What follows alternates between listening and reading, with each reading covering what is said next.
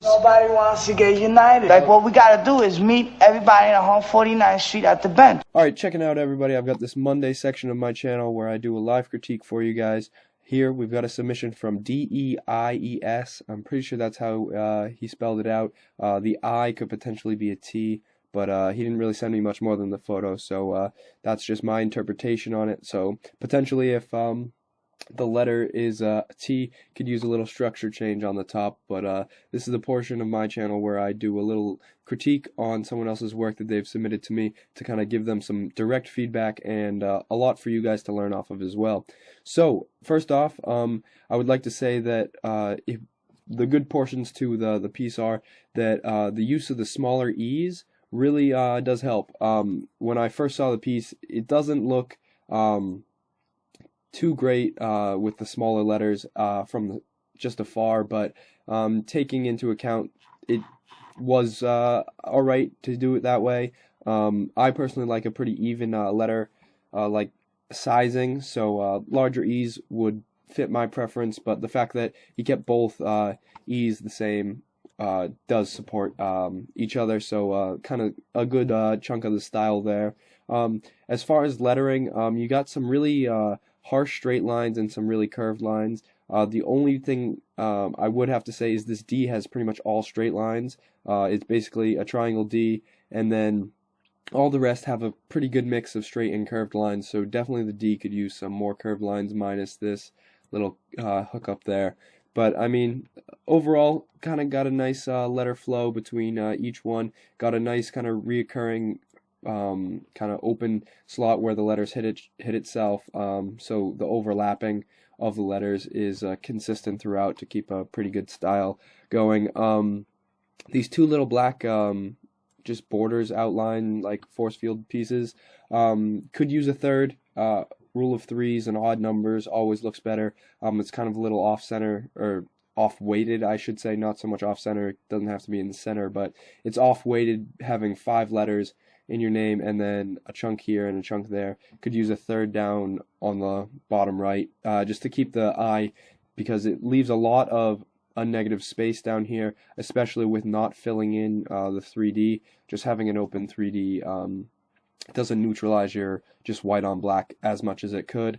The 3D is a little off at points. It looks like you went for a vanishing point 3D, but this one's going down here and then this one's going all the way over there. So unless you've got 2 vanishing points, it's a little bit off. So just to keep in mind, actually putting a vanishing point in and drawing from that really does help, even if it's off your page somewhere and it's way over here. Having all the points come down, oh, that's way off, but having all your points come down to that exact point would really support it, rather than, like I just showed, kind of curving things around to get 3D almost where you are entitled to want it. But that's just a small thing, can be fixed really easy. And last thing I'd like to touch on is, as John Grimm says, don't do arrows unless they're useful. And I think your piece shows a good characteristic of how arrows are kind of just thrown onto a lot of people's pieces, and that's a good way to get yourself kind of just spotlighted for not really knowing what you're doing, because throwing an arrow down on just random parts of letters really does kind of just make a sore spot, because they're not really doing much. This I would be all the same if it cut down in here. There's no need for this section, and it's actually covering up a lot of this E, so killing that would definitely benefit the piece as a whole.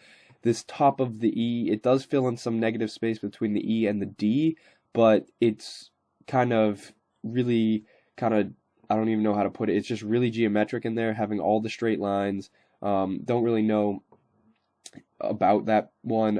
The one on the S is probably the best, I would say, just because it flows off the end of the S, so you kind of have a sense of where the flow could be in your letters. So I would definitely not just kill all your arrows, but work with having them actually have a purpose and taking up some necessary space.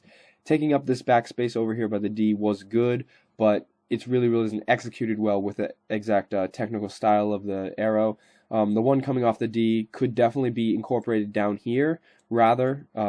Could definitely come off of this hookup over here, rather than just popping out randomly from the side of the D, because based on the structure of the D, there's nothing coming from that point, and drawing it like that really looks weird. So even if you do have your second, like, I guess, foot to the D and coming in with an arrow off of that, it would benefit the purpose of having arrow on your D to a degree.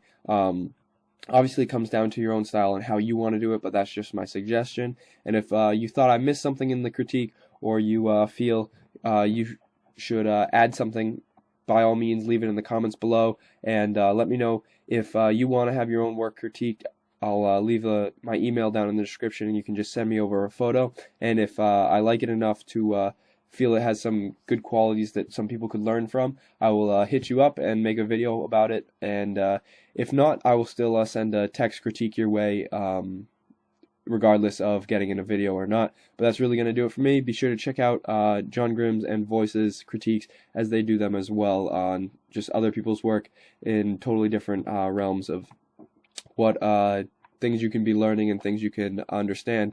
And I'll also link this to a playlist of my own critiques that I've done on some different other people's work as well. So that's really going to do it for me. Comment, rate, subscribe. Peace.